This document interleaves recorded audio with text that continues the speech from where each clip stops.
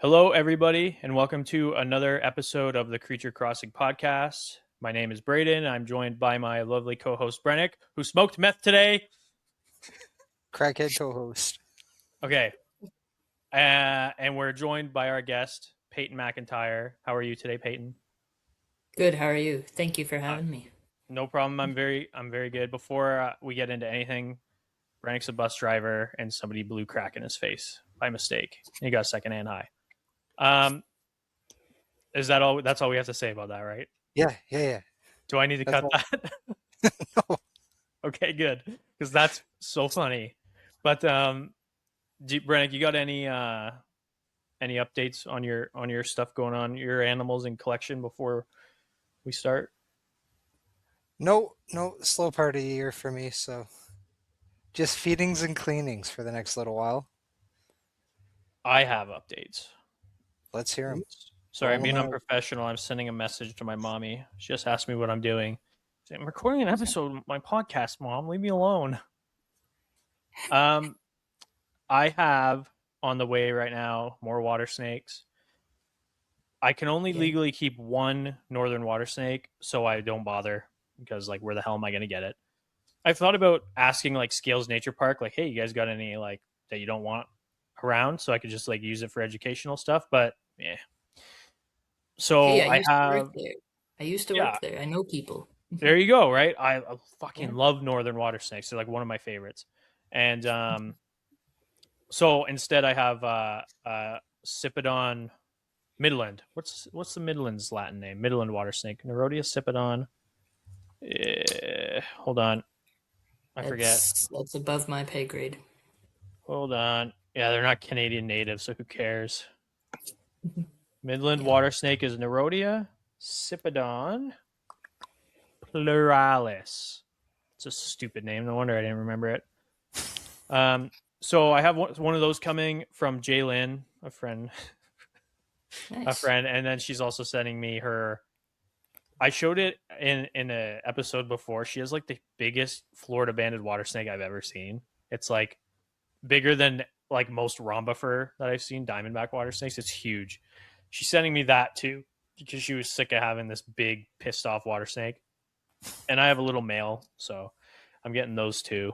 I think that's my main update. And then Cody, our friend of the podcast, Cody is sending me a blue tongue skink for shows. So nice. That'll be fun and nice. Very and northern good. For free. Cha-ching. And by the way, Brennick, I think he's going to message you about those Argentine boas again. Good. I hope he does. I think he's going to be like, so what's up? You want these or what? I would have them right now, but it's my wife's birthday on Sunday. So you got to tell him that. And then the Sunday after that is my daughter's birthday. Oh, okay. All right. Why don't you get them Argentine boas? One each. Yeah, there you go. And then, I'll care for them. Don't worry, honeys. Don't worry. You can look. You can look. Aside from that, the only other update is I guess I might as well say what we've been talking about today, right? Like, absolutely. Let the people know. So we're pretty certain that we're going to be doing a live show at the Canadian Reptile Breeders Expo. I got confirmation through a Facebook message, so seems pretty good. I just have no details yet, but so we'll start advertising for that pretty heavily, probably pretty soon here. This episode will be out in like 3 fucking weeks. So by the time this episode's out, we probably would have already started advertising. I hope we're not leaving it to like the last minute, but I haven't gotten much info yet. Anyway, aside from that, I don't think I have any other updates. I do. I got melanistic garter snakes again. I didn't say that last episode, right? I didn't have them yet. Nope. So we got melanistic eastern garters. The female that I got in is pregnant, so I should have some babies of them soon, which is awesome because the people in Ontario are charging $600 for a fucking baby eastern garter snake. I think crazy. It's insane. So I'm going to not do that, and it'll be awesome. So that is our updates. I don't think we have any more updates for the show, aside from if you're interested and you love us, check out our Patreon. It's pretty inactive right now, but it's going to get active, I promise. So Yeah. Aside from that, like I said, we're joined by Payton MacIntyre. Payton, could you just give us a little intro, like who you are and what you do? Yeah, so I am Payton MacIntyre. I work for an NGO doing turtle work in the Ottawa area. And by turtle work, I mean, so we have a nesting season, so we collect eggs and by the roadside or by people's gardens when they call us. So we have an incubator program for that, all done under specific permits. I have to mention that. And and then in the off time, either we're looking for other spots that the Blandings turtles are to protect the habitat. But as you guys probably know, Doug Ford kind of scrapped that back a little bit. So we're still trying, but it's definitely a lot harder now. Where before it like encompassed more than one wetland, but now it's kind of just like that little area in a wetland is what is protected. So we're trying to do our best to protect as much area as we can by finding blendings in new areas still. And then in the other downtime, we write papers. So there's going to be one coming out shortly about two special turtles that hatched from us last year. I'm sure we'll get into that later. Yeah. But yeah, the paper will be out soon. Awesome. Well, congrats on that. Congrats. That's awesome. I Thank always, you. I would, whenever I hear somebody say oh yeah, we've got a paper coming out, I always get so jealous, even though I kind of don't even really know much about what that means. Like I do, but I don't know. I don't have any like inkling of what goes into it, like how much work goes into it. I know it's a lot of work, and I know that, and I'm not saying that I'm not qualified to do that at all. But I just, the idea of it seems so cool to be able to like somebody like you say, oh yeah, I'm published, like I've published like you're a scientist, you know what I mean? Like that's cool. So Yeah. congrats on that, because that's really cool, and it's something that little baby me is always going to be jealous about. Yeah, thank you. I mean, I'm not the one who's the main author on it by any means, but it's still just to have a chance to have your name attached to it. It's definitely a special feeling for sure. Very cool, especially in a time where I think papers like that, especially in North America, are so important. Um, in a time where it kind of seems like our conservation is going backwards in a lot of ways. Is that inaccurate to say?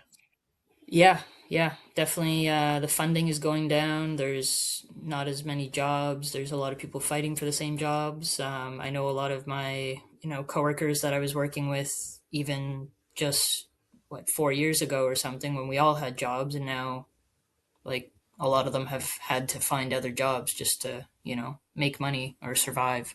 So I'm definitely very lucky in the fact that my boss knows me from previous years and continues to have funding for now. But it could run out. Like it's definitely possible, Yeah. which would be very bad. Because this year, we got another record year for Blanding turtle eggs in our area. Oh, nice. So yeah, so that part's going in the right direction, and like we're kind of focusing more so on the spots that we know they like to come to. So but like each year we're trying to get more and more because that's the endangered species in our area. So yeah, yeah, yeah. Fantastic. And just one thing I forgot to say that I wanted to, if you're not, we're going to be talking probably a lot about Ontario conservation here in Canada, but if you're not, Yes. most of our listeners are from the United States now, which I forgot to tell you, Okay. Brennick. We're no longer a Canadian oriented podcast, apparently. But if you are in the States, I still think it is something worth listening to, because we're not the only place facing issues like this. Western Canada is as well. The United States is, South America. Like our part of the planet in general seems to be having the same issues in different ways and whatnot. So I still think it is worth listening to, because there's also conservation initiatives for species in your guys' backyard as well. So Absolutely, and that's a good point to make. Like even just trying to volunteer or like just giving your time if you can, like to help a species in your area, or like I know some researchers are always like wanting more people to help out because more eyes on the ground is easier to find, say a butterfly or a snake if you're looking for it, or a turtle. More eyes, more binoculars, the numbers, if the researchers want the numbers there, like if it's not like a super sensitive site, then it's always better to have more people. Awesome. Yeah, for sure. So can you explain your year this year, your field year? Can you kind of Sure. give us a brief walkthrough of how it started and how it progressed, and maybe even a little bit of what like a day to day would look like after it started to progress there a bit? Sure, yeah. So each year the contracts are a little bit different. So last year for myself it was a 4 month contract. This year is a 3 month contract. So I started in June this year, which up here in Ontario is turtle nesting season. But early June is still like a little slow, where I am up in Ontario. So for the first little bit, we just did, like I was talking about before, some Blandings turtle surveys in different areas of Eastern Ontario. And then once nesting season hit, I myself would go out after work hours every night from May 31st to July 1st. Sometimes for between, let's say, 4 and 6 hours roughly, trying to find Blandings turtles laying, just to get our numbers up. Um, and so that's June. And then obviously during the day, I'm working the 9 to 5, and responding to calls or emails that we get for people who have turtles that either nested along the roadside or nested in their driveway, because a lot of the people we work with are pretty rural, so they have gravel driveways or roads or whatever. And then or sometimes they're nesting in their gardens as well. So yeah, during the day, that's what we're responding to. Oh, actually, I should note as well, and again, we wrote a paper about this, but um, we've had Blandings turtles nest in manure piles. Ooh, So that's always fun to go dig through, and send pictures back to my family on top of this like 10 foot high manure pile. um, that's awesome. yeah, so yeah, it's pretty interesting. And then so that's June. July is a little slower, but we're still like taking care of the eggs. So probably once a week we go in and weigh the eggs in their bins, just to make sure that they haven't lost too much water. So we put the eggs in vermiculite. I'm sure you guys, being captive uh, breeders of various things, are probably pretty familiar with vermiculite. Um, and so yeah, we do that, and Not to then not to cut you off, but I'm actually pretty unfamiliar with it, only because I breed live bearers. But right, yes, okay. I know So what it basically, is. it's Anyway, yeah, yeah, continue. yeah. Yeah, I mean, so if anyone doesn't know, it's a natural kind of occurring substance that retains water pretty well. So we use it. I mean, make sure the eggs go down in it just to stay hydrated. Um, and then yeah, July we're also like working on different other projects on iNaturalist. So that's another way people can get involved, and even reporting a dead turtle sometimes can actually protect land as well. So it's definitely important, even to report those. And then come August is hatchling season, so it gets really busy.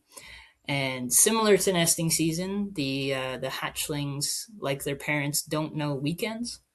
So we're pretty well working, I would say, 6 days a week, so that at least we have one day off. But so there's three of us, so we can kind of rotate throughout and move babies from the incubator trays to water bins, and then wait for the rest of the babies to hatch out, and then go bring them back to the nearest wetland, from where they were laid, basically. Awesome.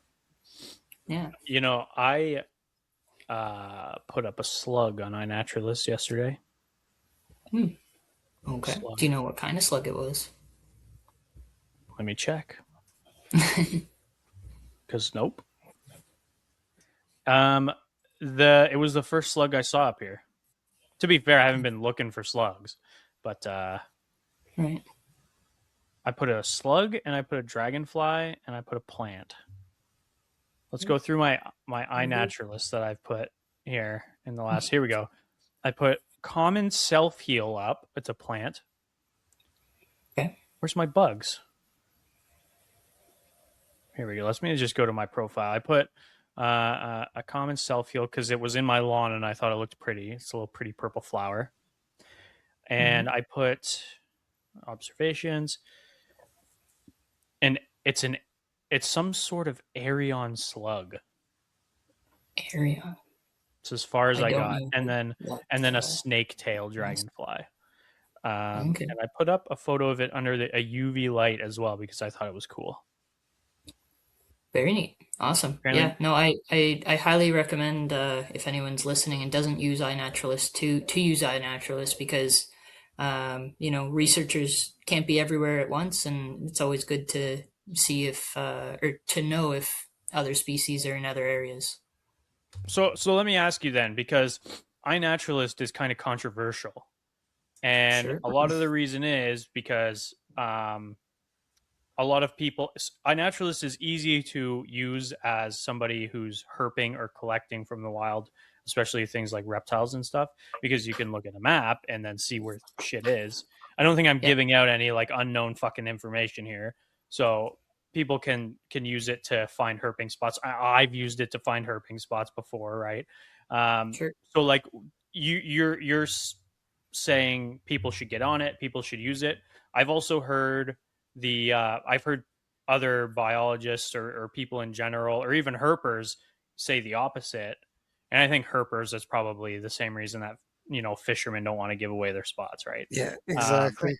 Yeah. So like, could you go into just a little more? You don't have to go into too much, but a little more detail on your stance on that part of the iNaturalist.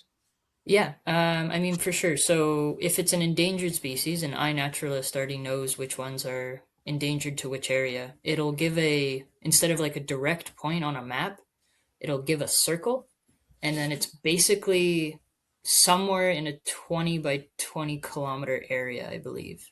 Okay. So obviously, yes, you can probably still kind of find out like roughly the area, but like if you really know like what you're looking for, habitat wise, I guess. Yeah. But for like a direct like this is where that animal was, like you won't be able to see that. Or for example, like my favorite turtle in Ontario is the wood turtle. And if you go on iNaturalist, you won't see any observations. So if it's like something really rare like that in Ontario, you won't be able to see it at all. So interesting. Yeah, so there's ways that iNaturalist has gone around this issue, but obviously it's not perfect. And again, if you know what you're looking for, you can probably guess right about where the photo was taken. But I guess I also recommend trying and not getting like any identifiable features in the background of your photos, and then posting it. That's probably a better way to go about things. Perfect. Yeah. Yeah. That's it. I like iNaturalist, and I do. You can actually set it. I'm sure you know this. I'm just saying for everybody else. You can set it so that it does that like kind of blur thing where it doesn't show you exactly where stuff is. And I do that on mine, mostly because I don't want people to find my herping spots. To be honest with you. Yeah. So anyway, I'll show you my best iNaturalist post here, and I'll try to remember to put it into the episode. Check that thing out. Whoa. Ain't that nice? That is orange. That is one of the nicest flames I road cruised her. Here's me. I was hunting. Shaboing. There I am. But yeah, that was Wow. I didn't collect that one. That one went right back on the other side of the road. That's I gorgeous. observed her, in 2024. Isn't she awesome? Yeah. Wow. That's like the nicest snake I've ever seen. I think that thing was incredible, and it was the first. So I moved up here to find flames because I knew they were here, and she was the first flame I ever found. To be fair, I'm not a very good herper. I've said it before. I'm actually really bad at it. And I had a much easier time when I lived down south in southern Ontario. And then as soon as I moved north, it was like all of a sudden the habitat I knew to look for either wasn't here or it wasn't turning up results. So, like, for example, like I was always kind of taught to stay away from like acidic forests and stuff, like with a lot of with pine trees and stuff. Not up Right. here. That's No. where I gotta go up here. Like it's fucking weird. So anyway, she was the first one that I ever found alive. I've found lots of DORs, but she was the first one I ever found alive, and I've gotten better since. I've like I don't know, like probably 50 or 60 since, and that was 2 years ago. So I'm doing okay now. But Yeah. anyway, I really like iNaturalist. I at work I have this bad habit. Hopefully nobody listens to this. At the work computer, I'll go on iNaturalist, and I've been really into looking at the Natrix genus on iNaturalist recently. So I'll just look up Natrix and just scroll for 15, 20 minutes and see what's on there. But iNaturalist is, I mean, if you're a nerd, it's awesome, right? That's pretty. Oh, fair to say. it's great. And also like similar to I guess Facebook in a way, there's like certain groups on it as well. So for example, there's like a Reptiles on Roads group on INAT. So we've been kind of compiling observations from there, and then from that you can kind of see where like there's spots along the road that could really use a say like turtle fencing or something. Mm-hmm. Right, so that's another really good way that scientists use this data. So again, like if anyone's listening, to just even if it's like something dead, like INAT it, like a scientist could use that data. Obviously, be very careful around roads. There has been a few accidents in the past with people getting out for turtles and whatnot. So You I ever do want see to that make Tegu that video? very clear. No, I don't think so. It's like horrible. Not to interrupt you. Sorry if I interrupt you. By the way, I'm Yeah. very rude. No, it's all But good. this guy goes to pick up a DOR Tegu off the road and just gets fucking smoked. Like full on, this person must have been on their phone while driving, like full speed, like smoked. I'm assuming in Florida or something. Yeah, I think so, or maybe even like South America. Oh, okay. But I've read I'm not that gonna they're, put. What's that, Brandon? I was just going to say, I read that they're cracking down on people stopping to assist turtles. Yeah, in some Oh, places, really? I bet they are. Yeah, Yeah. because it's people get hit, right? But I'm not gonna put the video in here because it's actually that bad. Like it's really a tough watch. It's like something Yeah. you'd find on like fucking Live Leak or something. Oh, no. Oh gosh. Yeah, That's it's like, that's not good. Not good at all. Yeah, so obviously human safety first. Yeah, of course. Yeah, whatever. So I got a what if scenario, okay? Because you said like if you found like a dead turtle wherever, put it on INAT. Mm-hmm. What would you do if you saw an INAT observation and it was a turtle on those on a rotisserie over a fire? Ooh. Yeah, what would you do? Like it was a big snapping turtle on a rotisserie that at a campsite. How would you react to that? I mean, probably pretty poorly, obviously. Yeah, absolutely, right? Yeah, But like obviously surprised too, be a right? little bit surprised, angry, sad, I don't know. All of the above. But maybe try and, get the handle of the person on INET and send it into the Ministry of Natural Resources or something, but I don't know I'm gonna how give much they you can do. I'm gonna give you the handle, okay? The handle of the person, and you got to tell me if this changes what you would do. Okay. The handle is Zodiac Turtle Eater. Zodiac Turtle Eater. Yeah. Does it? That's Would a you be thing? like, no, it's not a fucking thing. I'm making it up right now. I'm just trying to think. That sounds scary. Like in my head, I'm like, what would be the craziest thing to ever see on iNet? And for me, it would be the Zodiac Turtle Eater, a guy who like just posts turtles Just he's eats eaten. turtles. Yeah. Yeah. Don't I do mean, you that. definitely don't want to eat snapping turtles because like they're the janitors of the wetlands. So Yeah. they there's been studies on them that they like retain a lot of like the chemicals in the wetlands as well. So Ugh, you definitely really? don't want to be eating them. I heard very recently that they're like mostly herbivorous. Is that true?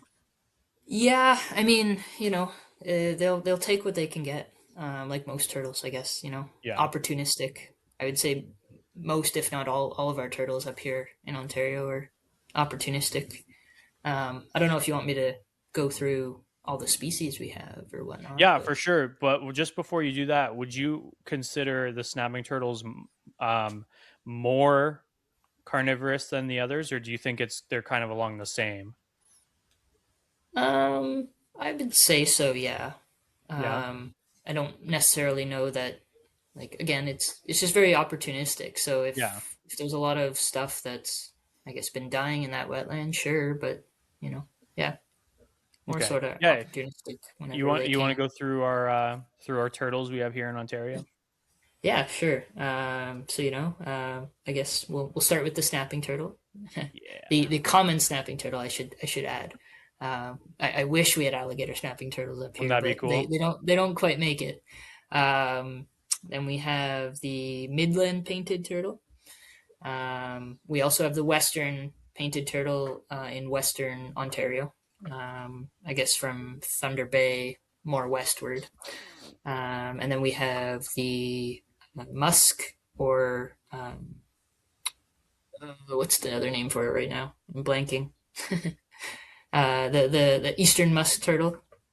Um, so that's like a kind of small snapper shaped, I guess, size, and a lot of people actually when they put it on iNet, they're like, "Oh, it's a baby snapping turtle or something," Hmm. because they just look so similar, and their plastron is very similar as it's pretty thin. So then we have the Stink spotted pot, turtle, right? stink pot. That's it. Thank you. Yeah. Yes. Yeah. Yeah. So then yeah, we have the spotted turtle as well. Again, those are pretty small, lots of spots on them, which is very beautiful turtle. Yeah. Again, pretty rare in Ontario, so not a lot of people get the chance to see those. And then the wood turtle, I would say probably our rarest in Ontario, which the populations aren't doing too hot, so who knows how much longer they will last in Ontario. But I'm hopeful for a better future. And then we have the northern map turtle, and then what else am I missing? Oh, the spiny softshell. Oh yeah, those are cool. Believe. Yeah, yeah, that's a really cool turtle for sure. Um, yeah, they're not really found around my area, unfortunately, but yeah, And your favorite is the wood turtle, correct? the wood turtle. Yes, yeah. Okay, Brennick. Brennick, do you have a favorite native turtle? I feel like if I said snapping turtle, that'd just be too basic. But That's mine. Oh, I guess no, I did mention the painted turtle. Oh yeah. Yeah, there, yeah. there's an abundance of painted turtles here. I like them a lot. Oh, there's the Yeah, the dog. painted I, I'm there's gonna a go. dog. I'm gonna go painted. Yeah. Okay. I'm still gonna go snapper, and I think the reason is when I was working at zoos, I worked at two different zoos, and we always had snappers, and they're just so smart. Like I Mhm. just thought they were so fun to work with, and so smart and cool, and doing enrichment with them was so fun. Like I just love snapping turtles. I think a lot of it has to do with like catching them as a kid as well, and like seeing like I remember as a kid seeing like like a tail kind of sticking out of the water, and you're like, what the fuck is that? Because their tails are so cool looking, and Yeah. yeah, I think that yeah, they're my favorites. Do you work with you work with mostly turtles? Do you work with other reptiles, amphibians in Ontario, or like as a byproduct? I'm Um, sure you do, but like not specialized, but like more so, not than turtles, but like more so than the others. I guess I don't know. You know what I'm saying? yeah. So at a different job when I was working in the Muskokas, I was working with the Massasauga rattlesnake at one point. Cool. So that's Ontario's only rattlesnake that we have left because the timber rattlesnake is no longer found here, which I wish still was, but there's just no habitat left for it. So, but other than that, it's mainly just I guess finding snakes and frogs and toads on the roads during our road surveys. That's the extent of what I work with them right now. So yeah, it's Yeah. mostly just turtles. Speaking of turtles, you hear about the Fly River turtle that was found at like Wasaga Beach? I What? did. I did. Fuck are Yeah, you guys that's the talking Um, thing. about? it's concerning A little bit. because, well, one, that's like a pretty specialized turtle with its care and stuff, but also two, there's never been a legal import of them. So someone's getting them somehow. Oh, Yeah, it's that's dead. It, Oh, this is yeah, an I think old story. This isn't new, eh? it was like a year ago or something. yeah, I think it was last Yeah, year. yeah. Rare turtle story ends after rescue from cold waters in Wasaga Beach, Ontario. Oh, it was just a little guy. Yeah. Oh, that's terrible. I never saw this. And there's like that's not the only fly river that I've heard about in Canada. So, Oh no. um, yeah, so I I don't condone the illegal wildlife trade Yeah, by any means. absolutely not. But Really? you know, it's yeah, it's just sad, really. Um, yeah. Yeah, no, absolutely. You're absolutely right. Um, Yeah. and I don't know if you guys saw that new documentary. We should probably talk a little bit about that. Yeah, I was New thinking about documentary. talking about that. We probably should at least touch on it. New documentary coming out. Monsters of God, God. Terrible yeah. title. It's made by the same guy who did Tiger King and Oh Chimp gosh. Crazy. I have mixed feelings about it. I don't think it's going to impact us as much as everybody thinks because it's a documentary focusing on the illegal trade, the black market trade, especially of times long since past. Um, Yep. however, the trailer is pretty douchey, so there is still some room. It does focus a little bit on venomous keepers in captivity as well, but I don't know. What do you think, Brennick? You think it's going to have more of an effect than I think it is? Definitely. Yeah, People already have a stigma about reptiles and people who keep them, and this is just going to paint the picture that they expect, yeah. unfortunately. I've seen some interesting arguments too because a lot of people are kind of holding up a stance about it. Have you seen this, by the way, Peyton? Have you seen this documentary? I think I've heard of it. I haven't seen the trailer. Okay, yeah, it just came out. Like it just came out a couple days Okay. ago, and it's It's pretty awful. Tyler Nolan laying naked in bed with his wife, just With like a snake with yeah, it's like the yeah, douchiest it's fucking Of thing I've ever course. seen. Like it's such a Okay. douche. it's Anyway, awful. so Yeah. I've seen some really interesting arguments though of people saying, you know, we got to batten down the hatches, like we got to like, you know, blah blah blah, like hide this, hide that, and then a lot of other people in the reptile hobby are kind of being like, is that really how like you want to be though? Is like hiding and secretive? Like, is that really how we want to go about this? Like, we should probably be open about the negative aspects of the hobby and the individuals in the hobby too, you Yeah. know, because not all of the hobby is good. I'm like, yeah, I don't know. It's one of those things Yeah. where I'll watch it, but I'm kind of not looking forward to it. Yeah, I mean, like, you know, just like anything, there's good eggs and bad eggs, and you know, I feel like as responsible captive keepers, whoever that is out there, they need to do more to um, weed out the bad eggs, I guess, and publicly shame them. I feel like that would Yeah, yeah. be a good idea. Lots of but no, I don't want to talk too much about it because honestly, like when it comes to a lot of that the old school stuff and the black market trade and the illegal wildlife trade, I'm honestly just not educated enough to talk about it really. So I don't want to too much because I'm just not educated about it. But I definitely don't. I don't know. I don't know what's going to happen with it. But I've definitely seen a lot of interesting arguments and a lot of people are really pissed off about it. A lot of my friends are pissed off about it, and a lot of my friends are also on that side of like whatever, like it's doesn't have anything to do with us really because it's focused on this, and then the other people are saying well this, and then other people are saying well that. I don't know. The title sucks, like I said, Yeah. but then Yeah, I it hear just apparently the guy who's making it, apparently he either contributed a lot or currently is contributing a lot to captive reptile keeping. So a Mm, lot of people are kind of like, well, why would he interesting. want to like shoot himself in the foot? It's like, well, okay, money, obviously, but you know what I mean? Like, so there's a bunch of arguments about it. And I think at the end of the day, we're just not going to know until August when it comes out. yeah. So Yeah. yeah, it'll be Yeah, I mean, interesting. I feel like within the past few years, there's been a lot of laws passed in, I mean, different states, but I don't know exactly like which states and whatnot because I don't follow the states as closely as I follow obviously stuff in Canada. But even in Canada, like I feel like in the past few years, there's definitely been some law changes or even within certain cities that have changed their bylaws or whatnot. Yeah. And I think a lot of them have been for the good. Like, I don't think they're Right. all bad. So No, no, I for sure. think it's super, super important that the future of what we do, especially us, Brennick. You don't keep any reptiles at home, Peyton? I have two tortoises actually. Oh, fuck yeah! Very What kind of nice. tortoises you got? I've got one red-footed tortoise, and I've got Nice. one marginated. Oh, Sick. cool.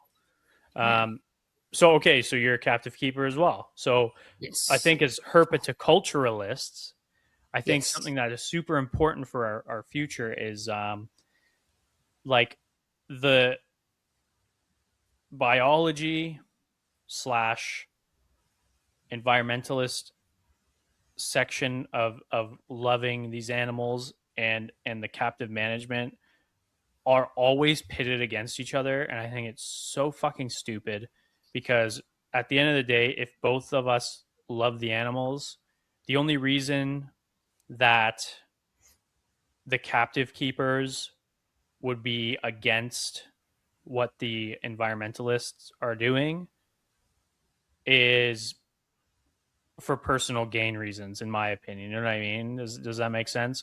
So I think the idea that like the two sides are pitted against each other is so fucking silly to me.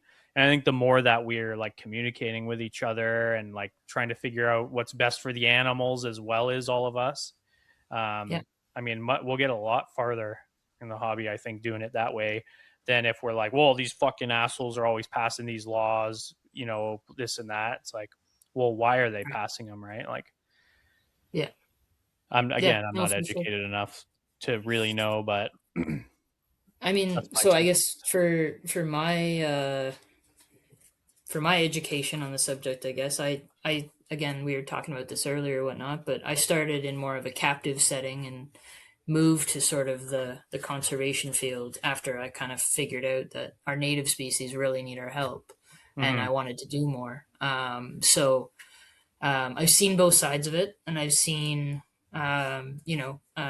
native Ontario species in a captive setting as well, and certainly some do better than others. I would say that, but also that there's a very big overlap in the people who are doing conservation, but are also captive keepers of other species or whatnot. So Yeah. there is an overlap for sure, and I feel like we have more in common than most people would think. I guess. Yeah, I agree too. If anything, I'm fucking envious of the people who are more in like a biology setting. Our last two guests were biologists. Like a lot of our Okay. guests we've had have been biologists and stuff like that. or herpetologists or fucking paleontologists, right? Like, so yeah. Anyway, that's enough about that stupid ass documentary. It's probably gonna suck. So it's gonna, we've all seen Tiger King. It's probably gonna suck. Yeah. Did you guys watch season 2 of Tiger King? Do you This even is season remember? 2. Yeah, I know. I Yeah, forgot there was a there season 2. was. There So was. so Oh I no. I, I just bring it up because I remember watching season 1. The whole world watched season 1, right? And Yeah. at the time, I was a big cat keeper, so I was watching Tiger King, and I remember thinking it was so funny, and then I remember season 2 came out, and I had never been so disinterested. You know what I mean? Like, I'm pretty sure I watched like a one episode. I was like, I'm just done. Like, I'm just so not into it. Yep. So I just, Yeah. but basically what Brennick just said, like, wait, there was a season 2. There was a season 2 of that. I'm pretty sure there was also a spinoff. Like, Oh, I didn't hear about that. I think it's like the Doc Antle story or something like that. Oh, yes, yes, of course. Yeah. Yeah. Anyway, tortoises. You like pancake tortoises? Ah, I love pancake tortoises. They're That's my favorite awesome. tortoise. My favorite tortoise. Yeah. We had one at Little Ray's. I don't know if you guys had one in Ottawa. Peyton and I worked at the same zoo, just in different um, areas of it. You would have started before me. When did you leave? Do you know what year? I think it was 20, 2015 to 2019. Okay, so I was 2013 to 2016. So kind of a little bit of overlap. I wonder if we ever met. Think we met before? Possible. It's It's possible. definitely possible. I know we picked up some animals from you guys before, on our Yeah, way back. So, yeah. yeah, I bet we have. yeah, it's possible. But not Brennick. Brennick and I met when I worked at a reptile store. Okay. Yeah, I worked at a Yep. reptile store. I don't really remember much of our antics from that store. You Brennick. would slip some crack into the animal containers when I bought Yes. them. We had Of this one course. guy come in at the store once. We had this macaw in the window named Billy, and he would just bring customers in, whatever, right? And I remember this guy came in and he starts screaming at the bird, and he's like, "I'm from the fucking jungle. Like, I'm taking this bird with me. He's talking to me." And we, thankfully, the guy just got bored and left. But we had this cactus behind the desk, and that was like our defense. Like, if we ever needed to defend ourselves, our idea was to throw the cactus. It was just this spiky fucking ball. It was awesome. I never had to use the defense cactus. That's good. Yeah, yeah. Yeah, that was a fucking sketchy job. I'm lucky I didn't. You know how many days I had to wake up to a message from like Jeff or Rob going like, "Hey, don't come in today. There was another shooting. Don't come in today. There was another stabbing." Because we worked just in downtown Hamilton, which is like just such a bad area. It You're was so like, lucky. 10 minutes after the shooting, like drive the bus through. You're fine. yeah, I know, right? Like, no, I'd get the day off. It'd be like one day a month I'd get off because somebody fucking died on the street. Like, it's insane. Jeez. Sketchy as heck. It's worse Not now. a good place. Oh yeah, I try not to come back. I think there's been 6 shootings since probably April. My goodness. Jeez. Jeez. Wow. All right, Peyton. Back to you, Yeah. the guest of honor. Can we talk about your special turtles? Yes, yeah, the special right. turtles from last year. Yes. Mm-hmm. So, we were incubating as normal, and actually, it was actually so special because it was on my birthday, even. Nice. Which, yeah. And so we were looking in the eggs in the containers, seeing who was hatching, and all of a sudden, we see this pretty cream-colored hatchling coming out of the egg, and we weren't really sure what we were looking at first, because earlier last season we hatched one that was these are Blanding's turtles, by the way, which are normally a pretty dark colored turtle with a bright yellow throat, if anyone doesn't know what they look like. usually. But yeah, we weren't sure what we were looking at.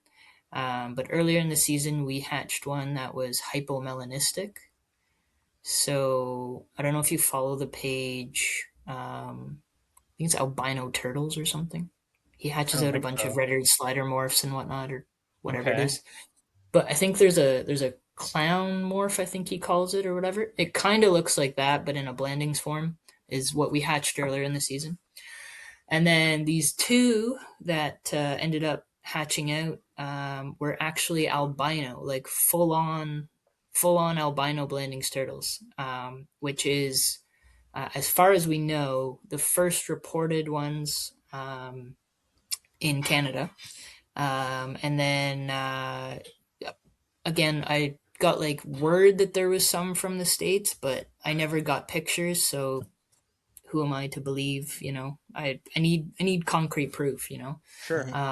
Like, and I don't know these people who I was talking to necessarily, right? So, um, but yeah, so we posted some pictures and sent them to other turtle colleagues that we have across the province, and no one had ever seen anything like it. So, like literally, like cream colored, like the pink eye, like everything, just Yeah. albino turtles. And so originally, this clutch had 11 eggs. Unfortunately, last season, or well, maybe fortunately even, um, we got more calls than we were expecting. So our permit had to be upgraded. Nice. And as you guys know, with everything in the government, it takes a while. So it took, I think, like a week or so for it to come back to us with the upgraded number. And so this nest was happened to be one of the ones that we had to keep in the ground for a week. And in that time, I think the nest flooded because when we got to it, the water was pretty high. So out of the 11 eggs, four hatched. Two were albino, two were normal colored. Damn. So, and the mom was seen laying by the homeowner that we got them from. It was just in her garden somewhere, and so the mom was normal colored. And I obviously can't tell you about the dad because I wasn't there when that stuff was going on. So Yeah. yeah, yeah. So Question Maybe very for very you. wish you cool. were. Yeah. Yes. Question. So the albino turtles, you guys, have you released them? Or are you? Yeah.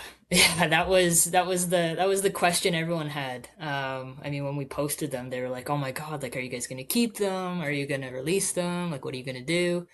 Um, uh, Unfortunately, like as much as I would love to have them in captivity and watch them grow up and see what they look like as adults, with our permits, we have to release them. So they were released last fall. At a location that I will keep secret. For sure. Good um, idea. yeah, because even after like posting them on the Canadian Herpetological Facebook group last year when I did, I guess that got shared and then it got shared out of the group, and so there was in my message box there was like this long just people asking to buy them, and I'm like, no, No. sorry. Yeah. Yeah. That happens, especially with fucking turtles. Like turtles are Yes. fucking money machines. Yeah. Yeah, and I mean, going back to I think why there's some of the pig nose turtles showing up or the fly river turtles showing up is because there's I guess a market for them, right? Unfortunately, Yeah. Yeah. Yeah. Big and market for 'em. in Canada we've had a ban on importing and exporting turtles since the 80s Yep. because of a salmonella scare. That was the original intent of it. Obviously, today it's still a ban, which is probably helpful in the fact that we don't have a crazy amount of turtles going over the border, or like vice versa or something. So our turtles are protected that way. Obviously, there's unfortunately still some stuff that goes on, but I'm hopeful that the MNR will deal with whatever we send them. Yeah, for sure. Do you wish that there was more of a lax for captive bred turtles? in Canada? Like the ability Um, to import captive bred from breeders in the States, for example, in another world. so as long as you have a zoo license, you can still do it in Canada. Yeah, yeah, I don't know how hard it is to get a zoo license though, but probably pretty hard, I would yeah, guess. I'm assuming so. Yeah. Yeah, I don't know, but as a captive keeper of tortoises myself, and the wide ranging array or turtles even too that like species that there just is that I would love to keep, but I wanna play by the rules and for sure. Yeah, sure, sure, I would love to have an opportunity to own some of these species, but if this is what keeps them safe, then so be it. yeah, for sure. Um, I just before we get off the albino turtles, have you guys seen them since releasing? No, and I guess we don't really go back to that spot too often. Okay, I mean, there is someone there during nesting season and whatnot. I'm not in that area. I'm in an area a little bit south of that. But as far as I know, no one's seen them. okay, But it would be really cool because again, most turtles take a long time to reach maturity. So let's say, I don't know, 12, 15 years from now, if we oh, come across, if we and hopefully they're female, obviously.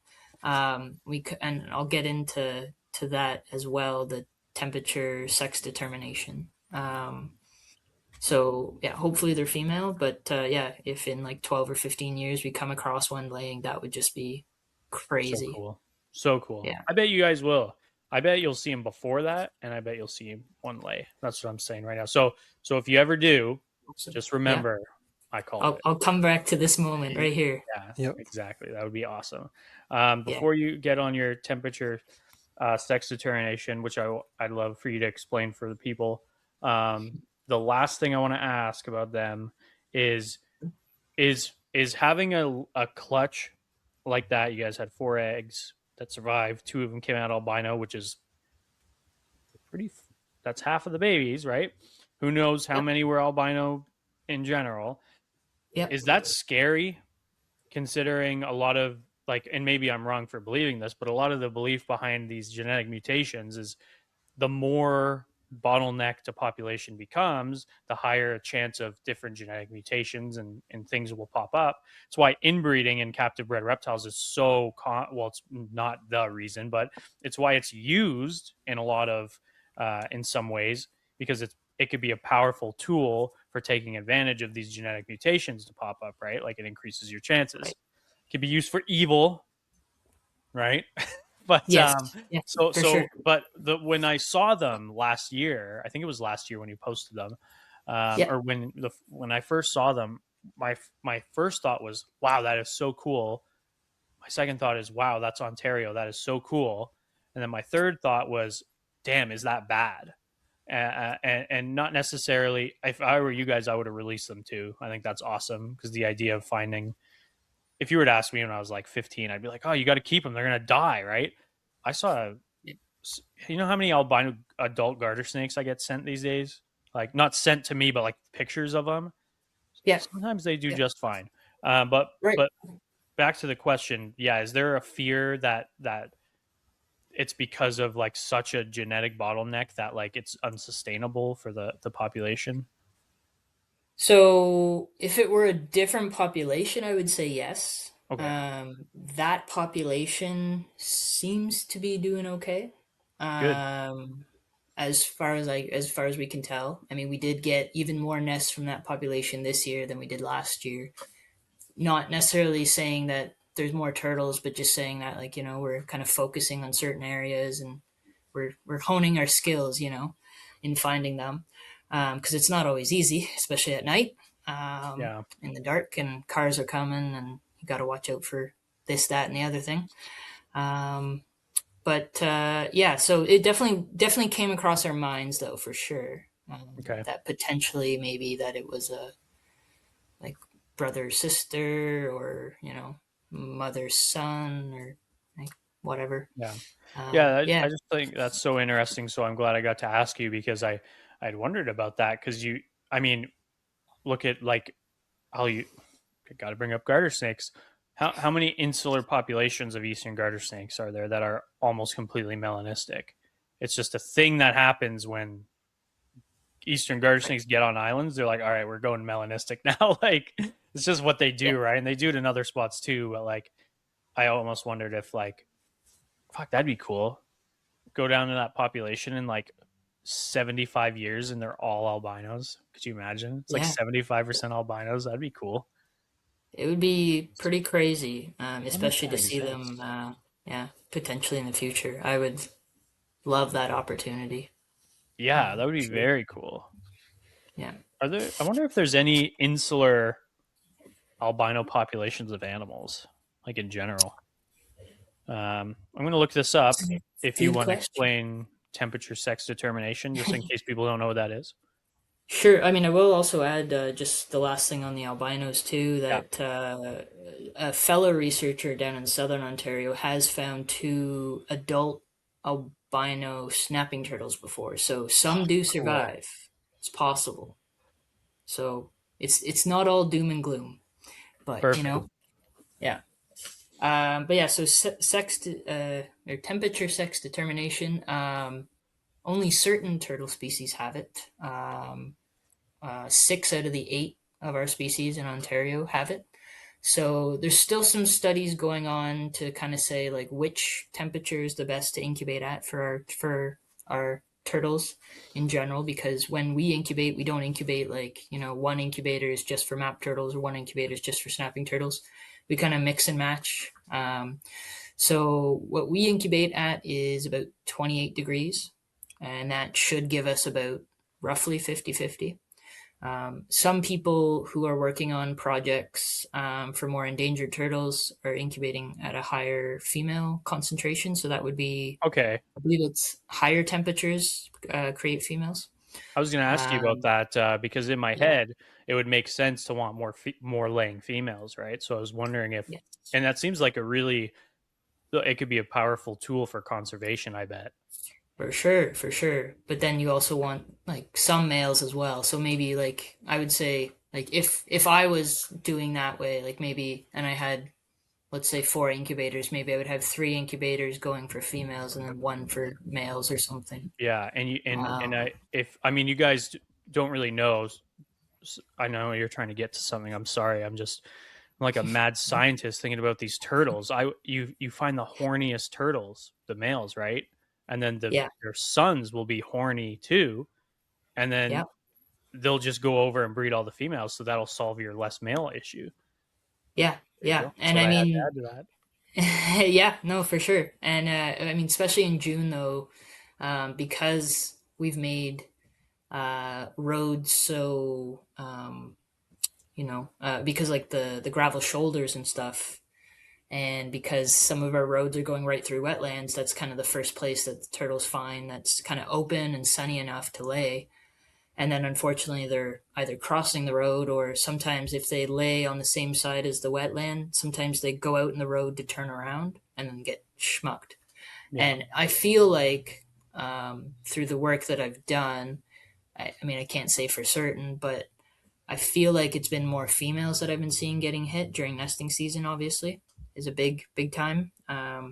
So I feel like, obviously, like we were just talking about, having some more female specific breeding programs might be a better idea for sure, in certain areas, obviously. Yeah.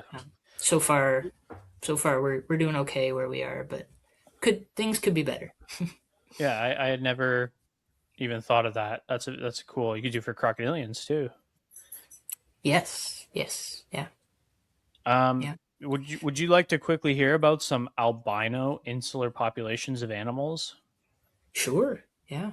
I got 3 here. Unfortunately, it's the stupid AI overview that happens whenever you Google anything now. I wonder if you could turn that Of off. course. Anyway, take these with a grain of salt. But supposedly, Isanara white donkeys in Italy, isolated on the rugged protected island of Asinara off the northwestern coast of Sardinia. This feral population of roughly 120 miniature donkeys is world famous. Almost all of them possess oculocutaneous albinism. Very Oh. cool. Interesting. What does that mean? Probably blind or something. I have no idea.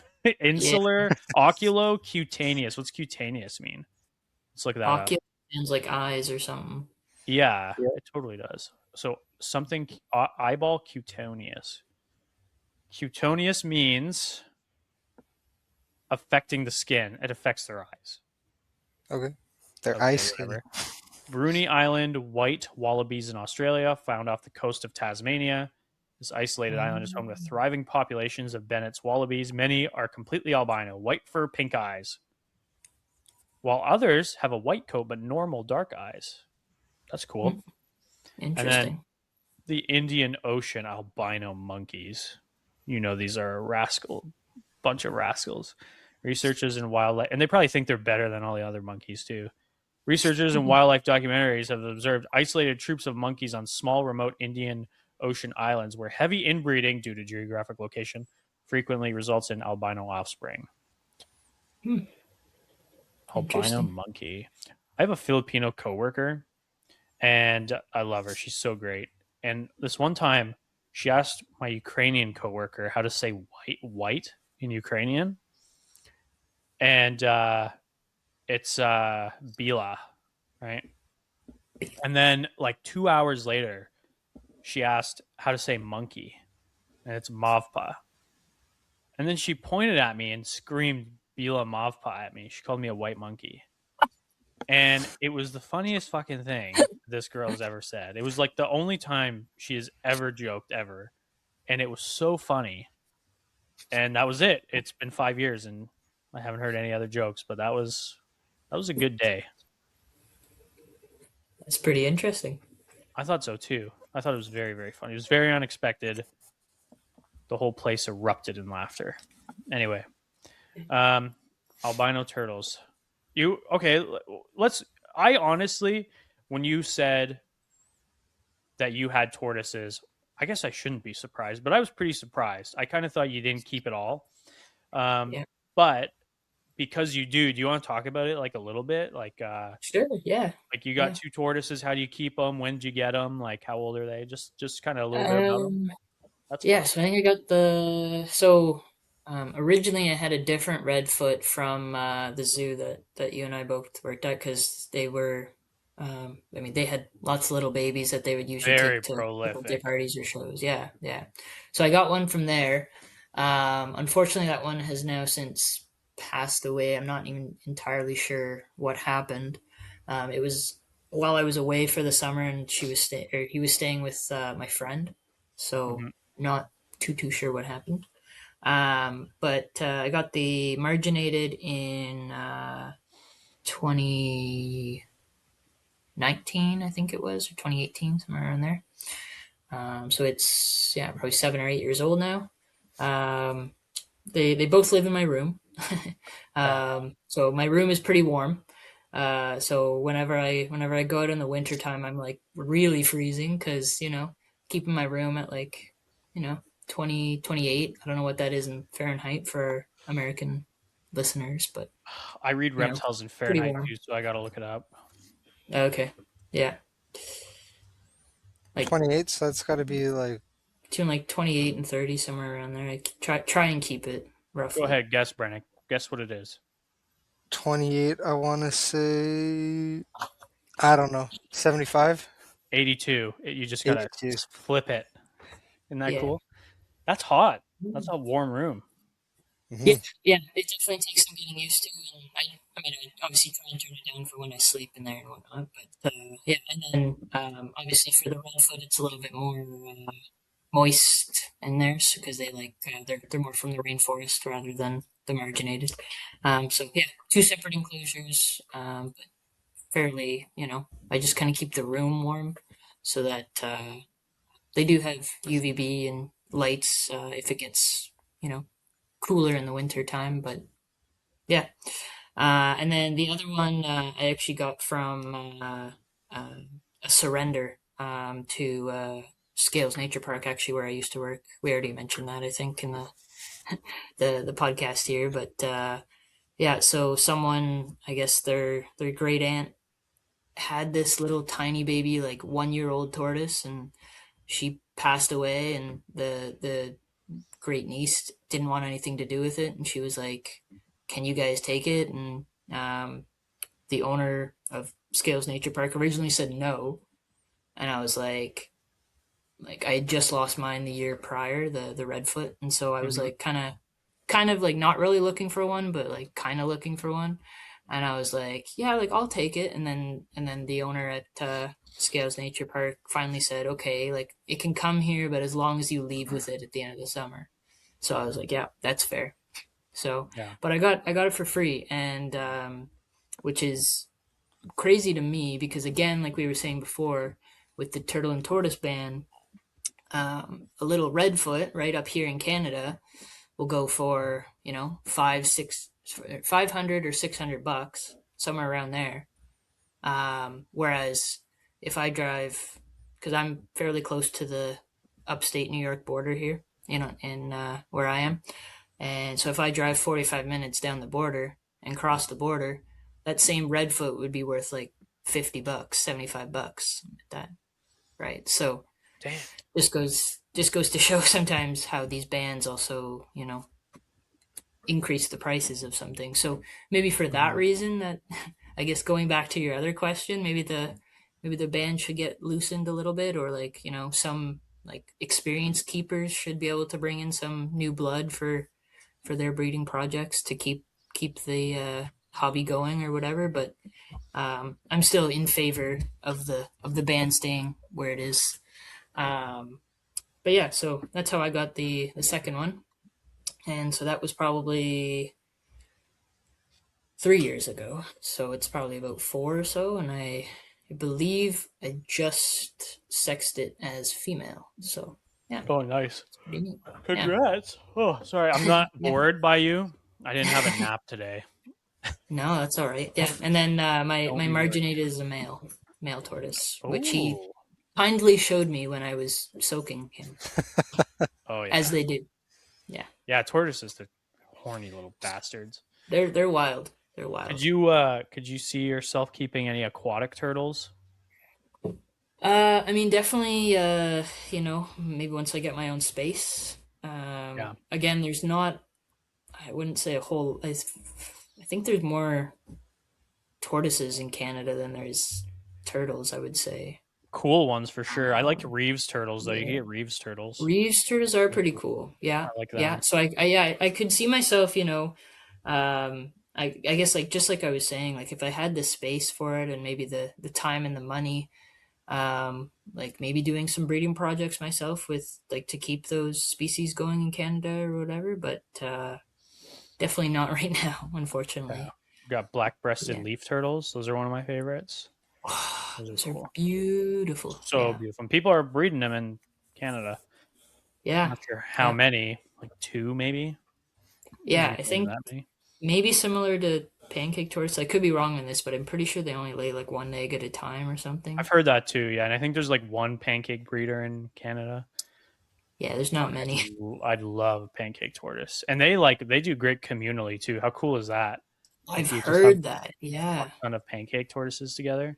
We had one at Yeah. our little raise. I don't know if you guys had one. We had one. So awesome. Yeah. Yeah. We had a few. We got an egg one time. Oh, cool. We just We had the one. definitely had one baby. I don't know about the years since I left and whatnot, but yeah, very very cool species. I love how they just wedge themselves right under rocks and stuff to Yeah, to hide, and yeah, like they're super super cool. cool species.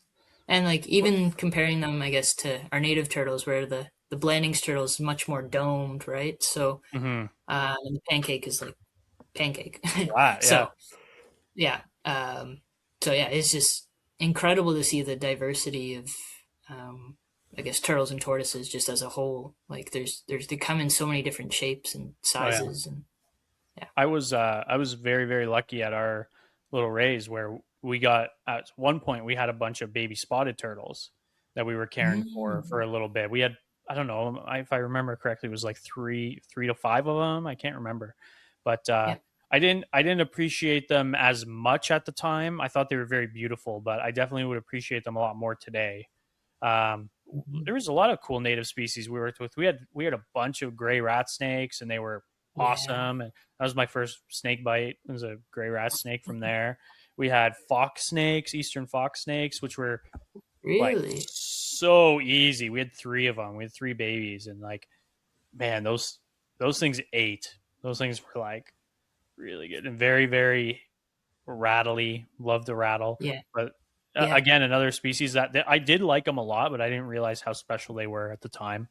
Fox snakes are so goddamn cool. What else did we Yeah. have? We had tiger salamanders, which are not native to Ontario, but I think they're native to Manitoba in a couple areas. Yeah. What else Yeah. did we have native stuff? Maybe that's Oh, it. But you know what sucks with tiger salamanders? So I think there was like one record of them from Ontario or whatever. So I don't know if like someone moved it here or whatever. But if you go down to southern Ontario, you go to like Lake Erie. There's the southernmost point in Ontario is Pelee Island, or southernmost inhabited point, I should say. There's one island that's lower, but Pelee Island. There's a couple American islands that are just south of that. I think in Ohio, technically. okay, Um, and those islands have them. So like it's so close, but like so far, Like I wish we had them so bad. I would that'd be cool. That'd be very love to cool. find them. Yeah. Oh, that's. Have you ever heard of Maine Duck Island? I don't think so. Maine Duck Island. I haven't looked it up in a long time. Let me look it up quick. It was a place me and Anthony Lewison, so he's a good friend of mine. We were gonna go camp there. It's in Ontario. Let me just search it up here. Give you guys a little run through of it. It's also called Snake Island. Oh, Now you're interested, right? yep, Ducks, yep. snakes. There we go. I like ducks. Maine Duck Island is a Canadian island in the eastern part of Lake Ontario. Okay, pretty Okay. pretty straightforward. Situated next to the smaller Yorkshire Island, it was purchased by Parks Canada in 1977. It's been administered as part of the Thousand Islands National Park since '98. Um, blah blah blah. Early history, settlement, buildings. There's a couple buildings on it, but they're pretty damn rundown.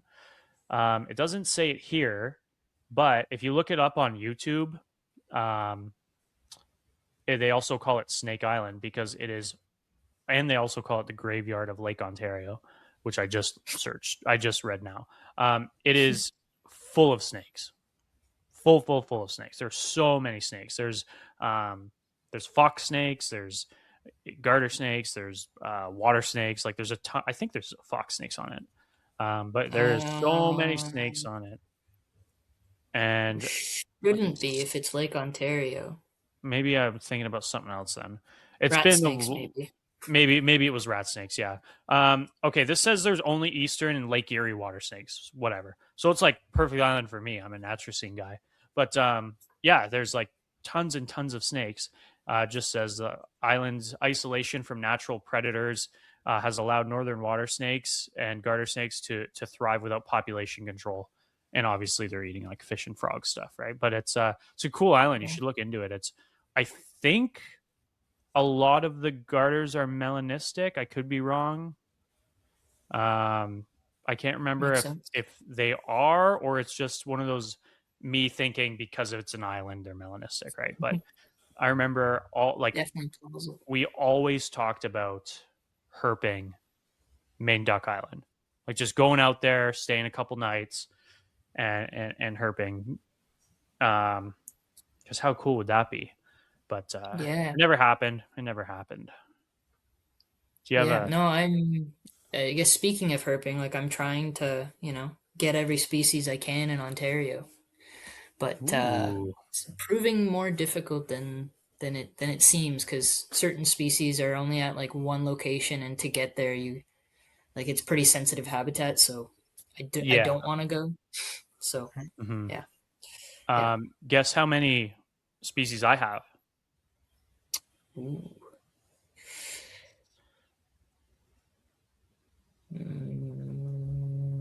10? One. One? One. I have eastern garter snakes, and that's it. You've only Maybe seen eastern smooth garter snakes. greens. That's all we have. That's all we have this far north. And maybe those turtles. I Oh, told you up that. there even. Yeah, up where I am. I Up see. where I am. Yeah, up where I I am. see. No, no, no. I just meant like the whole of Ontario. Like I'm trying to see Oh, okay. Yeah, species. yeah. No, just where I am. Okay. Maybe How smooth many greens. species have you seen though in Ontario? I've seen, I think all of our natricines except queen snakes Okay. Yeah. and Lake Erie water snakes. I haven't seen Lake Erie water snakes. I've seen smooth greens Yeah. and ringnecks, and then our red bellies and DKs are both natricines as well. I've never seen an eastern hog, and I've never seen a Massasauga. For turtles, I've seen painteds and snappers. I think that's it. I've seen blue spotted salamanders, red efts, and the what are the freaking ones that are all over the place called? The redbacks. Oh, redbacks. Redbacks. Yeah. American toads, spring peepers, wood frogs, green frogs, leopard frogs, bullfrogs, obviously. Tree Uh, frogs. nope, never seen. Oh, only in Manitoba. I've never seen one in Ontario. Never seen one in Okay. Ontario. Seen them in Yeah. Manitoba. I think that's it. Pretty well it. Yeah. Okay. I'm not like Nice. a No, good that's herper. good. Pretty good. And most of those were trips where like a friend was nice enough to take me with them because I'm like I can find like water snakes and garter snakes and that's it. Like Yeah. those. Well, Oh my god, I'll have to take you guys up to some spots then. that would be Show great. you We'd guys love that. some different species. That'd be fantastic. Brennick, you're probably even better than I am at herping. What do you got? Pretty much the same as you, except I've seen Massasaugas up in Yeah, I have not. Tobermory. Yeah. I have not. I wish. I think they're. I love pygmy rattlesnakes. I think Oh, Massasaugas are so cool to work with them. so pretty, and yeah, just so awesome. Yeah. Yeah. No, and so misunderstood as well.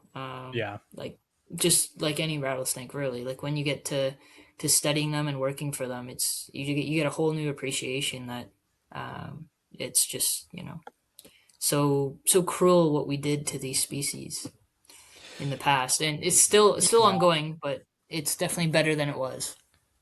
and you know what always boggles my mind is like when you in passing it. So for some reason comes up that we have rattlesnakes in Ontario. A lot of time people are like, "What are you talking about?"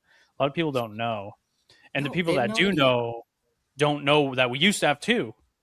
Mm-hmm. And Yeah. I mean, you guys have, if you're listening and you haven't ever seen what a timber rattlesnake looks like, look it up. That is like, or I'll put it in the show too. But for people who are listening, timber rattlesnakes are like so beautiful. It's such a shame that we missed them. Yeah. Oh man, they're one of my favorite. How long has it been? Fuck. That they've been extirpated. Yeah. I don't remember off the top of my head. I think it was 1918 though was the last sighting. Wow. Let's see here. Pretty long ago. 41. 41. That's it. So Okay, a I think I'm thinking little of later, something a little else. later. That's Yeah, I still a think long time, though. Yeah, I mean, but if you look at southern Ontario, it's just like farmland, right? So Yeah. pretty well, and that's where the habitat was. So they're not. There's no way that there's some still hiding someplace, kind of thing. No, Unfortunately, that's I wish that was possible, or I wish like reintroductions could happen, but at least right now it's not happening. Yeah. And what a shame too, because that is like such an impressive animal Yeah, with such a like terrible Latin name, Critalis horridus. You're not horrible at all. What does horridus mean? Let's find out. That makes me feel like they're calling them horrible or something. Oh, yeah. Triceratops horridus. That's fucking cool. Never mind. I take it back. That even rocks. While he's Um, looking, Peyton, I got a question for you. Yeah. You did some work out on Peely Island, you said, right? Yes. Did Yeah. you see any blue racers out there? I did. So oh, that's the only place in Ontario that the blue racers are still in the wild. I helped out with a project, I should say. I didn't work on the project necessarily. Um, but Ryan Wolf? yeah, pardon? With Ryan Wolf out there? I know he does some Yes. conservation. Yeah. Yeah, Yeah. Yeah. He was the one leading the project. So I was doing some road surveys, kind of road cruising for whatever I could find, twice a day. Last year, for a week or so for him. Um, and yeah, came across, I mean, multiple species of snakes and whatnot, like garters and waters, but also blue racers. A couple DOR blue racers, but I did get a couple neonates that were newly hatched, I guess. Um, excellent.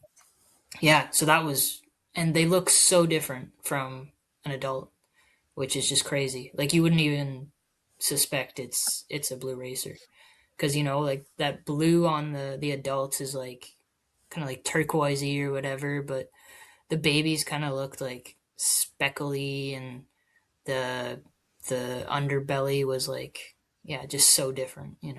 Like it was just crazy and just mind blowing that I was able to see them too because I was trying for like the whole week, and finally on like day 4, I think I finally found one. So nice. there's definitely not a lot there, but I don't want to, speak for Ryan or whatever, but I think the population kind of from the last surveys that were done there, I think it's about stabilized. So, which is good to hear. Excellent.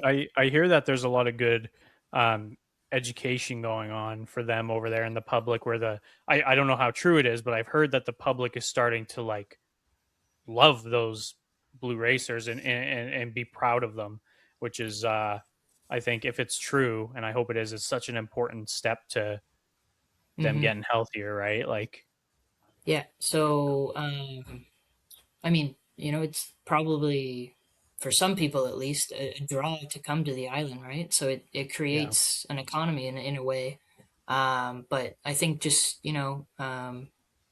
through education, like minds are changing about snakes and how we can live with them, how we can help them, how we can, watch out for them just on the road, even like just pay more attention. Like I feel like half the time either a snake or an adult turtle gets hit. It's just people not paying attention or just yeah, going for too sure. fast, right? Yeah, So just little stuff like that. And I mean, so I first went to the island 2022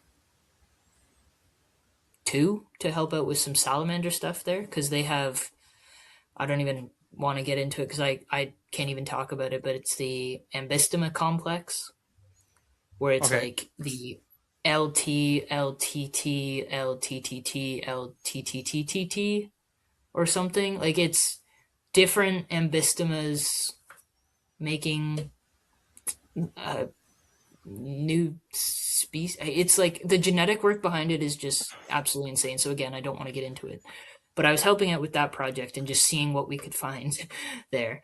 And even then, like even yeah, just a couple years ago, I was before I went, I was kind of warned that the locals didn't really love the conservation people, at least some of them, and that just to be warned about that, like you might get like yelled at, or you might get but it's definitely changed for sure within the last few years, which is great to hear.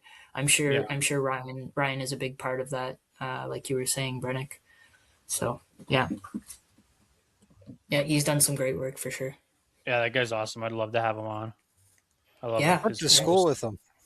Oh, you did? Okay, Yeah, yeah. We went to Ancaster together. very cool. Awesome. Yeah, Small yeah. world. Yeah, seriously. Yeah. Um. Yeah. So yeah, that was like pretty. I think that was my last snake species that I had to see. So in Ontario, Oh, at really? least. Cool. So that was nice finally getting it. What's your Yeah. favorite snake species in Ontario? Ooh. Hard to say. Um,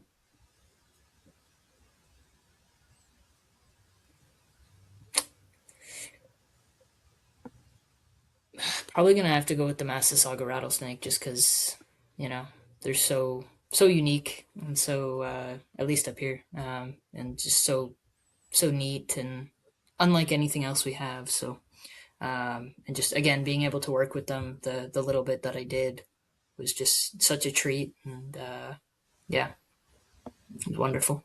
Good choice. Good choice. Brannick, I might as Either well that ask you too. or the Eastern hognose, Nice, because another good one. Yeah. the playing dead. Oh, it's always a good. Of the hog noses, the Easterns are by far my favorite. They're just so awesome. Oh yeah, yeah, So yeah. awesome. All right, Brannick, come on. Lay it on me. Easterns for sure. Eastern hognose, I should Okay, say. I was like, hold on here. What are we talking about? Eastern melanistic garter snakes. Yeah. Yeah. I mean, mine's obviously Eastern garter snakes, but I really love Northern water snakes. I think they're so fucking awesome. Yeah, they can get pretty big. They get fucking huge. And you know what? I'll tell you something, Peyton. I've noticed something in the last decade, actually probably about 15 years now, where I used to. Do you know where Grindstone Creek is? I think I've heard of it, Okay, so but I it's by don't the know exactly. Royal Botanical Gardens, right? Okay, yes, yeah. And Grindstone Creek, when I was a kid, like really young, had lots of, well, not lots, it had a decent amount of water snakes, and then they kind of like disappeared. Like I spent years and I found maybe only a handful. Like the numbers went really down, and then all of a sudden it shot right up again, and they were fucking everywhere. They were big, big, big, big, and so obviously I was catching them, and Yeah. the few times where I'd catch a big female and that she would regurgitate, number one, I'd feel bad. But I noticed it's always round gobies. Almost Mm, always. If it's not a round goby, it's a bullhead. But like 90%, like I've had um like northern water snakes throw up like 6 round gobies at once, like just oh my full, like a gosh. big female full of round gobies. And over the years, whenever I go back there and I'll catch water snakes, I kind of wonder, like, it almost makes me wonder, like, are round gobies the reason that these maybe less healthy areas of waterways where they kind of were having a hard time are now they're starting to come back because of the round gobies, the invasive round gobies, right? Yeah, And I've even heard some studies too where apparently smallmouth bass are like really benefiting from the whole round goby situation, where they're like getting bigger and their population's going up and stuff like that. And I always thought yeah. that was really interesting because all of my videos I've ever caught of northern water snakes, like predation, is always round gobies as well, except for one Oh, time I filmed one eating a little bullhead. But interesting. have you heard anything about that before? I know it's not like, maybe not your like forte, but like, have you heard anything about round gobies being more like, maybe they ain't so bad for everybody? So I was gonna say I did hear something about the Lake Erie water snakes that are on the islands, like Pelee Island. Yeah, I heard that too. Like they've had a kind of comeback, like you said, due to the round gobies. So that's all I've heard, at Mm-hmm. least.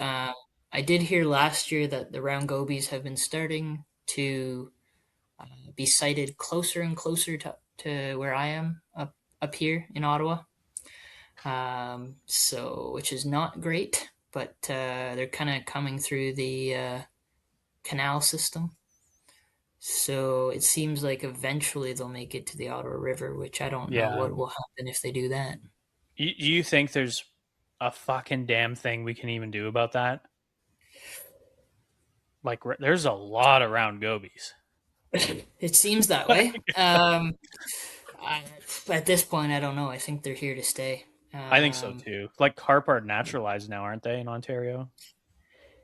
uh, I don't know. Maybe certain species, but Yeah, yeah, I'm not no, sure. just common, not Asian, not Asian, or well, they're Yeah, yeah. all Asian.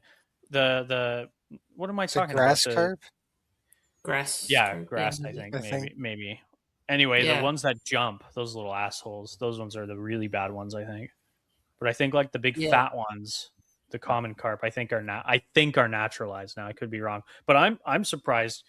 I was surprised when I moved up here that they haven't made it up. The carp haven't made it up to me yet, and I think in the next like 2 decades, we'll have carp where I'm at, and probably brown gobies too.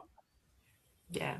I mean, especially with global warming too, right? So the Yeah, temperatures are getting warmer, so who knows what species will move more north or like certainly possible if there's habitat. yeah.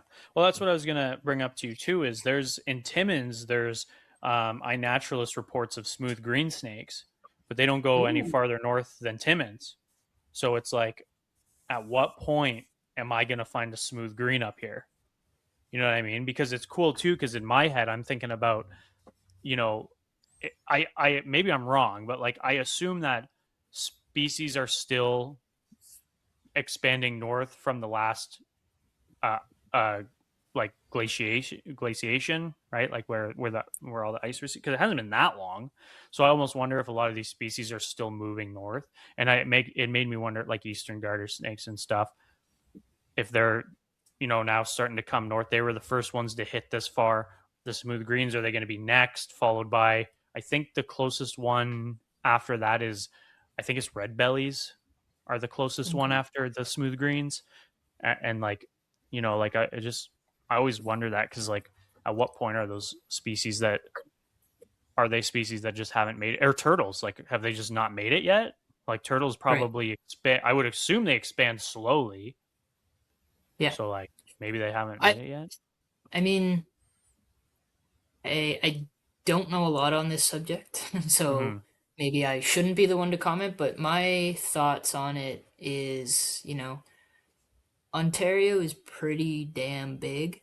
Yeah, So there's definitely, some areas that there's not a lot of people checking for that's true. stuff. So that could be why some people are finding them in different spaces or um, stuff like that. But yeah, so who knows? Maybe it's a combination of everything as well. Because I know for sure I saw an article somewhere on the lobsters off the coast of Nova Scotia and stuff. Um, that they've been moving more north from Maine, more into Nova Scotia because they like the cooler waters.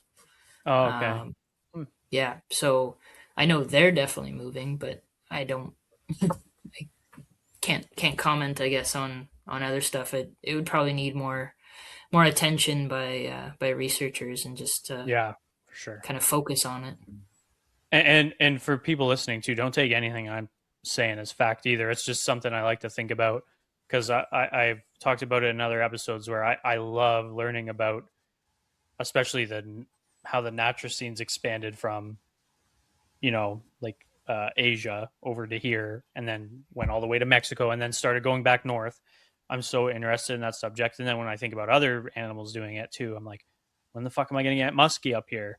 And I like, I want some muskie up this far north, but Yeah. I don't know what the fuck I'm talking about either. So um, I think it's about time we start to end it here. Brennick, is there anything you wanted to add before? Yeah, Peyton. If there's Sure. one thing you could tell the general population about turtle conservation, what would it be? Ooh, yeah, that's good. Ooh, that is a good question. Um, you know, it's severely underfunded. Um, as is most conservation these days. Unfortunately, it's again like we were talking about earlier in the show. It seems to be going the opposite direction that it should be. Um, you know, we're doing some good work, and the past 3 years have been record numbers of Blanding's turtles for us at my work at least. So we're going in the right direction for the right species, but it is always a worry if we'll have funding for the next year. So I guess for the general public, like either donate your time or donate your money to the NGOs that are spearheading these projects, because we could definitely use it for sure. And that's either for like, keeping the lights on, or paying wages, or getting vermiculite, like I was talking about before, like little stuff like that we have to have a whole budget for, and making sure that we stay within that budget. Yeah. So yeah, just stuff like that. And I guess the other thing that, like, maybe more people can help, and that's free, is like we were talking about before, like if you see a turtle on the road, like, please stop if it's safe and help it. Wear your vests that are very like that people can see you, um, and make sure that you're bringing the turtle to the way that they're headed, because these turtles take a long time to reach maturity, and if an adult turtle gets smucked on the road, there goes, like, 15 years of that turtle or more growing up, and then it's just over in an instant. So that's why some of these populations are also not doing too well, because just so many of them are getting hit. It's not only about habitat loss, but it's about species like themselves just getting hit. So yeah, protest the data centers that are all going in everywhere, and make sure that we have species for our children and our children's children, and habitat for those species to live in as well. Yeah. Awesome. I think Thank that's you. perfect. Brennick, Yeah. congrats. You asked the best question of the evening. Good job, my Yeah. friend. Let's go. Yeah, Hell I yeah. know. It's Now, been awesome. it was great. Peyton, did you notice Brennick's little birds in his camera? I did now. Aren't they great? Aren't they just the sweetest little birds? Yeah, 3D printed birds, zoology book. very Hell yeah. nice. What, like, are they a specific kind of bird, or? Nah, just my buddy owns a reptile shop, and one of his kids 3D printed those, so it's like, I'm gonna Very, buy them. They're cute. yeah, Yeah, they are cute. nice. All right. If anybody wants to reach out to Peyton, is that a thing? Do people do that? Can people do that? Should people do that? I mean, they're more than welcome to. Okay. Um, yeah, more than welcome to, I guess. I All right. do have So my account on Instagram and stuff set to private, so I might accept it, I might not, depending on depending on if I think I can trust you or whatever. But yeah, if you look yeah, like a feel fucking creeper, fuck off. Don't even bother. yeah, feel free to follow me though. That's fine. Perfect. We'll put your Instagram in the bio if anybody Sure. wants to go through the what's the word? The trial of Peyton to see if she'll let Yeah. you in or not. Yeah. No, I'm always posting videos. So one of my good friends is a really good videographer, and I guess I'm kind of the quote unquote star of his videos, if you Oh will. yeah, Besides the animals that we always go and see. So I'm always posting or reposting those. So definitely lots to see for sure. I with your permission, maybe I'll put the one video you sent to me in. You remember that Sure. one? Yep. Yep. Yeah, that was a good video. I'll put that in at the end if I can figure out how to do that. I don't know if I Okay. can figure that out, but yeah, check that out for sure. That was awesome. And Mhm. we'd love to have you back. You were super awesome. So thanks for coming on. Check out Sweet. Peyton's stuff and donate to your local turtle conservation people. I guess one more thing. Mm-hmm. Especially if you're listening and you're from Ontario, we have the OTCC, the Ontario Turtle Conservation Center. They are often looking for volunteer drivers to just drive like 1 hour to make sure a turtle can get to their center in Peterborough. More drivers are always needed, and you can reach out to them for more information. But I just want to put that out there because it's definitely a team effort to get these turtles to care that they need. So, Yeah, absolutely. We'll put that's a that in the good way. description as well, and Sure. we'll put the website in the description. And yeah, I mean, you should take us out to find some turtles. That'd be cool. That'd Be be awesome. sweet. Love to do that. Yeah. All right, thanks for listening.